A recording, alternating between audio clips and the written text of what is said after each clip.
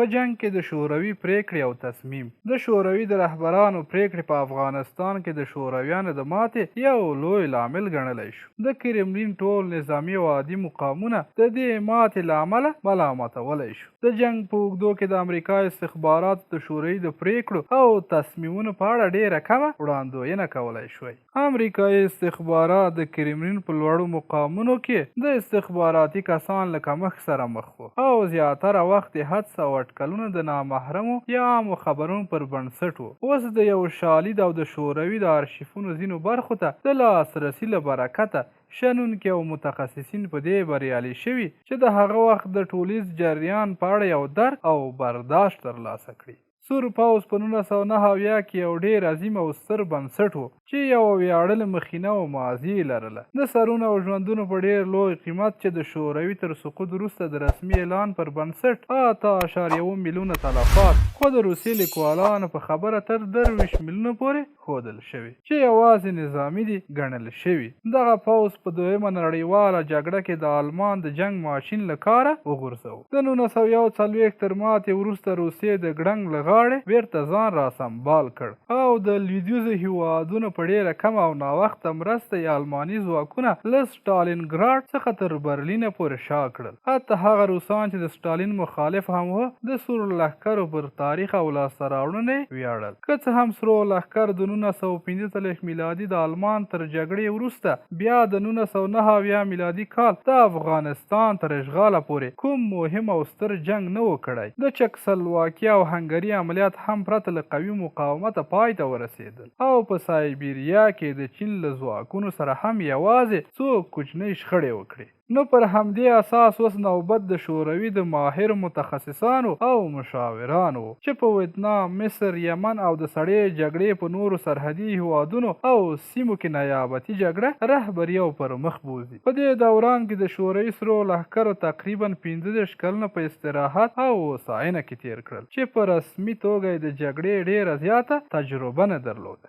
د دې ترڅنګ سور پوځ په 1940 کلونو کې د نازي آلمان له لښکرو سره په جګړو کې د ټانګونو، توپخانو او هوایي ځواکونو په کارولو یوازې د متعارف او عادي جنگ ښه مهارتونه لاسته راوړي وو. تر هغه وروسته هم د شوروي د سره لښکرو جنرالان د ټانګ او توپ په جګړه کې ښه برلاسي وو. د دوی په باور د ناټو ماتول دوی د ټانګونو د یو عظیم قطار د مرش کولو خبره وه. په هر حال د شوروي لښکرو تر یرغل څو میاشتې وروسته د افغانستان په بیلابیلو سیمو کې لوی عملیات وشول چې پنجشیر او د جنوبي برخو سرحدي سیمو ته ځانګړې پاملرنه پکې درلوده. خو دوی په افغانستان کې له کلاسیکو چریکي جنګیالۍ او د جنگ د چریکي تکتیکونو سره مخ شول. مجاهدینو په متعارف او عادي بڼه له دغه ستر او مجهز ځواک سره جګړه نه کوله، بلکې د جګړې بڼه چریکي او داسې وه چې ټول شورویان په همغه بڼه ترسره کوي. مجاهدینو د امر او اطاعت جنګي جوړښت او تشکیلات نه لرل. دوی به زیاتره د قومي او قبیله‌ایي تعلقاتو او وفاداریو پر اساس په کوچنیو ډلو ویشل کېدل او په داسې سیمو کې چې بلدتیا به یې درلوده جنګېدل. اصلا ټول جنگ په بانډو او اطرافو کې روانو. له بله اړخه مجاهدینو د ټول ملت په کچه یو ډول یووالی او د هدایت مرجع لرله چې هغه د پردې تر شا د پاکستان استخبارات ISI و، نه افغاني سیاسي ډلې. پاکستان د پټنځای په توګه د شوروي لپاره یو بل غټ سیاسي سرخوږی و. د پاکستان اشغالول نه اسانه او نه هم د افغانستان غوندې ارزانه. نو پر همدې اساس د پاکستان د زیاده حکومت لخوا مجاهدینو ته د پټنځایونو ورکولو ستونزه هیڅ کله هم په بشپړه توګه حل وړ نه وه. شوروي د پاکستان لخوا رامنځته شوي مشکل ته دایمي حل لاره نه لرله. کابل او مسکو دواړه کوښښ کوو چې پر پاکستان فشار راوړي او د زیاده حکومت خلاف ځینې تهاجمي اقدامات وکړي. خو ځینې اساسي او بنسټیزو محدودیتونو روسیه نه پرېښوده چې له خپلو محدوده تجاوز وکړي.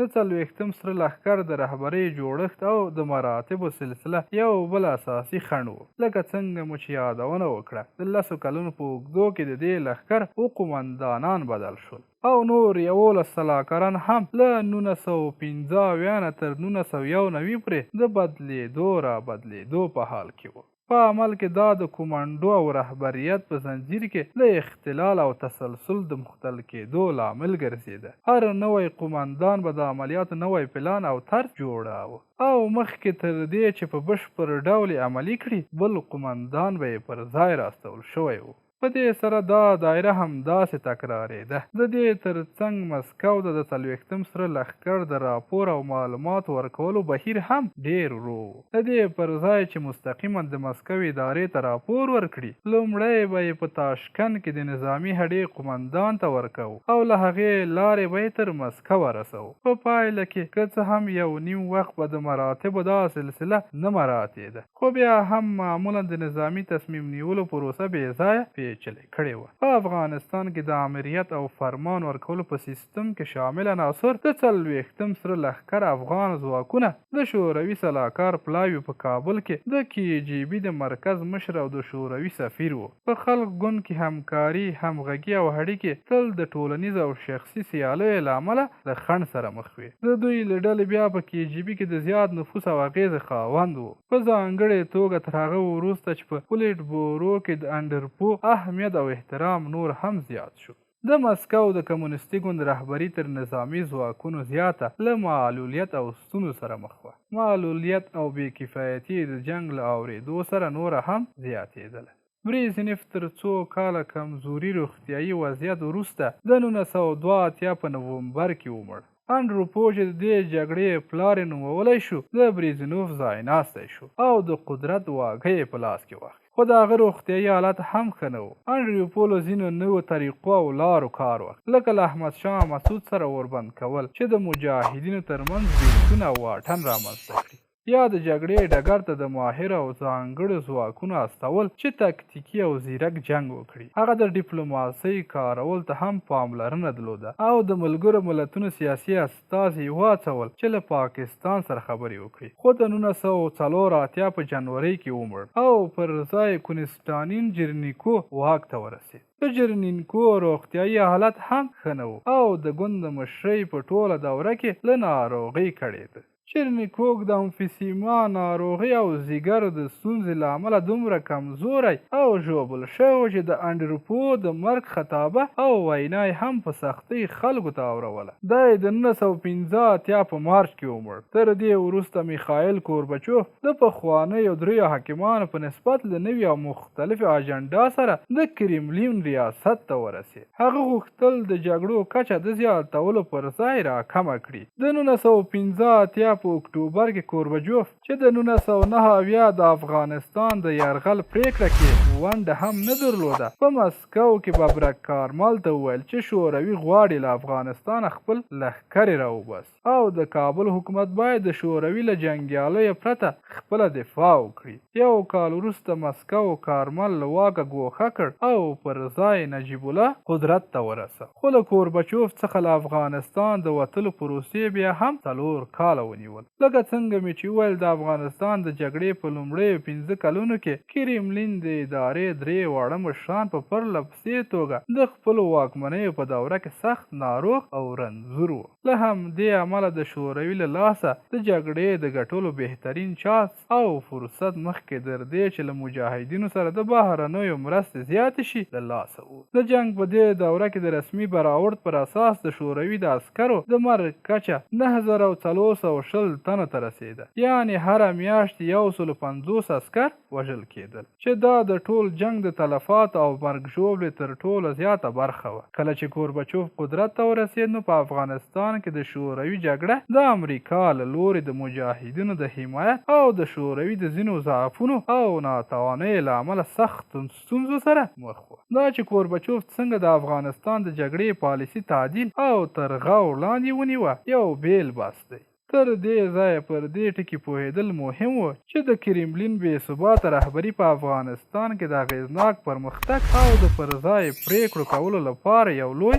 خنډ و. د شوروي ناکامي د جنګ لپاره د اړینو منابعو او لوازمو په برابرولو کې احتمالا د کرملین د ضعیفي رهبرۍ له امله وه. هېچا به نه غوښتل چې خپل مشر او رئیس ته بد خبر ورکړي. دا خبره تر ډېره په هغو حکومتونو کې واقعیت لري چې د ډیکټاټورۍ بڼه لري چې د بې وفای او خیانت په تور پر خلکو ډیر شدید او سخت مجازات وضع شوي وي. کله به چې رهبر یا مشر روغتیایي حالت ښه نه و، هیڅ چا به هم دا جرأت نشو کولی چې د جنګ په اړه بد خبر ورته ووایي. نه د KGB او نه سرو لښکرو دې ته زړه ښه کاوه چې د مات او راوښتو زیانونو خبرونه او راپورونه دې د کرملین لوړپوړو کسانو ته واوروي. د کرملین په ناروغ نظام کې ښایي دا واضح او بې طرفه تحلیل او خبرونو د ویل کېدو تشویش او جرأت ډیر کم و. د دې په اړه یو لیکوال د شوروي د آرشیفونو تر مطالعه کولو وروسته داسې لیکلي: منفي او بدو بیانو یا خبرونو به همیشه د پولټیبورو غونډو ته لاره نشو پیدا کولی. داسې موضوعات به د دروازې ته ساتونکو لخوا چې نه یې غوښتل خپل رئیسان د داسې خبرونو په اورېدلو پریشانه کړي سانسور کېدل. لیکوالان او شنونکي اوس یوازې اټکل کولی شي چې د اغېزناک او روغې رهبرۍ په صورت کې به د کرملین ادارې په جنګ کې څه بدلونونه او تغییرات راوستلي وو. یو پوره باخبره متوجه رهبر د نورو ځواکونو د لیږدول یا د پاکستان د نیولو پریکړه کولی شوی. دا دواړه انتخابونه که څه هم خطرناکه وو او د یوې بلې سترې جګړې په اختراع کېدو تمامېدلی شو. بل معادل انتخابي دا و چې ښایي له افغانستانه وختي او مخکې راوتلی وای، او یا یې ځینې نور انتخابونه او احتمالات چې هېڅوک هم په پوره توګه نشي پرې پوهېدلی. دلته د یو بل فکټور په پام کې نیول هم اړین دی. د افغانستان جګړه په خلا کې نه ترسره کېده. کرملین په افغانستان کې له CIA سره پر جګړه سره بیره خپله هم له زیاتو ستونزو او ستړو سره لاس او ګریوان و. سړه جګړه یوه نړیواله شخړه وه چې دواړو ښکېلو لوریو پکې پر یو بل اغېزه کوه. یوه ستونزه چې پر کرملین په 1980 میلادي کلونو کې زیات بوج راوړ د پولنډ مسله وه. پولنډ د شوروي د پیرو لاسپوڅي هېواد په توګه په 1980 کلونو کې د داخلي خوځښتونو او پاڅونونو شاهد و. د یووالي په نوم یو خوځښت چې د شوروي خلاف لیچ والیسا لخوا رامنځته شوی و د شوروي او کمونیستي نظام د بقا او پایښت لپاره جدي ګواښ شمیرل کېده. د لهستان پاپ دویم جان پاول د شوروي ضد دریځ په اختیارولو سره په ختیځې اروپا کې د شوروي د تسلط تارونه لاسس کړل. که څه هم شوروي تر 2 ځلو زیات نظامي مداخله وکړه چې موضوع حل کړي. دا چې پولنډ د شوروي لپاره ډیر اړین تحت الحمایه هیواد او د ختیځ آلمان په طرف د لویو لارو او ریل پټلیو په درلودلې پر ټوله ختیځه اروپا د شوروي حاکمیت تضمیناوه. نو ځکه یې د پولنډ خوځښت د شوروي لپاره ډیر زیات تهدیدونکی و. له همدې امله د شوروي توجه په 1980 کلونو کې د نړۍ تر نورو برخو پولنډ ته زیاته وه. د لهستان بحران د دې لامل شو چې شوروي خپل پام او منابع له افغانستان څخه د لهستان پر طرف واړوي. ماهر عساکر او نظامي ځواکونه چې ښایي په کابل کې ډیر ګټور تمام شوي وای، د بحران د حل لپاره پولنډ ته ولېږدول شول. د پاکستان په مقابل کې اقدام. د شوروي د تهاجمي اقدام مخه یوازې د کابل د حکومت ژغورل نه و، بلکې غوښتل له دې لارې پر پاکستان فشار راوړي چې د مجاهدینو له ملاتړ لاس واخلي. په دې برخه کې د شوروي مهم ملګري PDP او خاد و. افغان کمونستان د شوروي د مرستو او ملاتړ په بدل کې د پاکستان په مقابل کې باید درېدلی وای او ترڅنګ د افغانستان د سرحدونو د غځولو موضوع راپورته کړې وای. د پاکستان تنبیه او ویرول په دې معنا و چې د سرحدونو په تړلو سره له پاکستانی کمپونو د مجاهدینو د راتللو مخه ونیسي، د امریکا او کلیدي متحد کمزوری کړي او په بدل کې له هند سره چې په جنوبي آسیا کې د شوروي مهم ملاتړی او متحد و مرسته وکړي. البته د شوروي او هند اتحاد او یووالی په هغه تړون کې متبلوره شو چې په 1901 کې د هند او پاکستان د جګړې په لومړۍ ورځ د مسکو او هند ترمنځ پر پاکستان د فشار راوړلو لپاره لاسلیک شو. شوروي د پاکستان د منزوي او ګوښه کولو لپاره د منځني ختیځ له ځینو متحدانو لکه د فلسطین د آزادۍ سازمان، لیبیا او په ځانګړي ډول له سوریې څخه مرسته وغوښته، خو له دې سره سره یې هم بریا په نصیب نشو. د پاکستان د ویرولو او تنبیه یوازینۍ پاتې وسیله هغه کوچني خوځښتونه وو چې د حال ذوالفقار تر نامه لاندې د ذوالفقار علي بوټو د مشر زوی او رهبر مرتضی لخوا رامنځته شوې وه. خو مرتضی له یوې خوا د داخلي ملاتړ له کمښت او له بلې خوا د رهبرۍ د کم مهارت له ستونزو سره د مرتضی اصلي مشوق او انګېزه د ضیا په واسطه په زندان کې د مرتضی د پلار ذوالفقار ادامول او د ضیا او د پاکستان له پوځ کرکه وه. مرتضی د پاکستان په 4 برخو ویشلو له نظریې سره موافق و چې پر اساس د پاکستان پښتون او بلوچ میشتې سیمې افغانستان ته ورکول کېدې چې افغان کمونستان د دې سخت غوښتونکي هم وو. پنجاب ایالت هند ته سپارل کېده او له پاتې خاورې څخه د سیند په نوم خپلواک دولت چې د عربو له سند سره هم سرحد او پلازمینه کراچۍ وه رامنځته کړ. د مرتضی د ژوندلیک لیکوال راجا انور چې له مرتضی سره د ضیا خلاف حرکت په لومړیو وختونو کې یو ځای و، خو وروسته خپله مرتضی د خیانت په تور زنداني کړ. وایي چې مرتضی ته داسې قناعت ورکړل شوی و چې روسیه به په هر حالت کې غواړي د هند سمندر ته ځان ورسوي. نو د همدې لپاره که نن شوه که سبا له هند سره به یو ځای پر پاکستان حمله کوي او له منځه به یې وړي. د مرتضی دا طرحه چې پاکستان تجزیه کړي او زیاتره برخې پر دښمنانو ویشي طبعا ډېرو پاکستانیانو ته د منلو نه وه او له همدې امله یې زیات داخلي پلویان نه درلود. د ذوالفقار ګروپ د مرتضی د ارمان پال او خیال پرسته شخصیت او خوی له امله له داخلي اختلافات او تجزیې سره مخ شو. خو له دې سره هم د خاد د سوریې د استخبارات او د سیمې د نور شوروي پلوه هیوادونو په مرسته تروریستي عملیات په کامیابۍ ترسره کړل شول. د 1980 په مارچ میاشت کې د ذوالفقار کسانو د پاکستان د نړیوال هوایي شرکت یوه الوتکه چې له کراچۍ څخه د لاهور پر طرف روانه وه وتښتوله او د کابل پر طرف یې تغییر مسیر کړه. په داسې حال کې چې تښتول شوې الوتکه په افغانستان کې وه، یو پاکستاني ډیپلومات په دې تور چې د کوم لوړپوړي جنرال له خپلوانو څخه و د ذوالفقار تروریستانو لخوا محکمه شو. د خاد مشر نجیب الله او مرتضی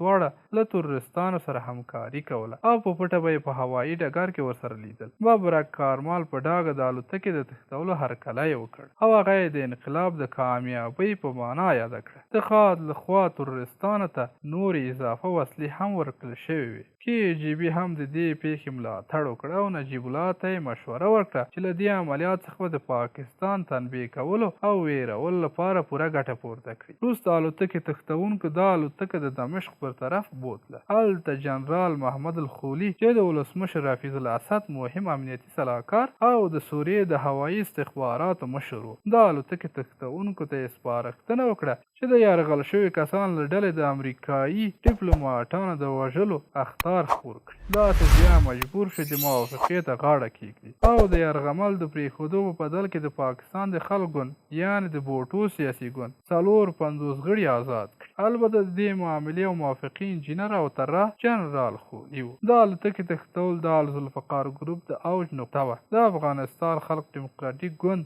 مرتضی ته ځانګړي مکافات ورکړل او د راتلونکو مرسته او لاسنیونو ژمنه یې ورسره وکړه. له بله پلوه د هند استخبارات د څېړنې او شننې څانګې هم د دې ډلې عسکرو ته په هند کې روزنې او ټریننګ زمینه برابر کړه. دې ګروپ د PLO او لیبیا لخوا هم لازمې مرستې ترلاسه کولې. د ذوالفقار ډلې په 1982 په لومړیو کې څو ځله د ضیا د وژلو هڅه وکړه او له ځمکې څخه یې هوا ته پر اوږو ایښودونکي مزایل په واسطه د هغه الوتکه چې په راولپنډي کې راښکته کېدو په حال کې وه په نښه کړه. خو د تروریستانو د کم مهارت له امله د ضیا الوتکه بچ شوه. مرتضی په 1982 کې د خپلو فعالیتونو مرکز له کابل نه نوي ډهلي ته انتقال کړ.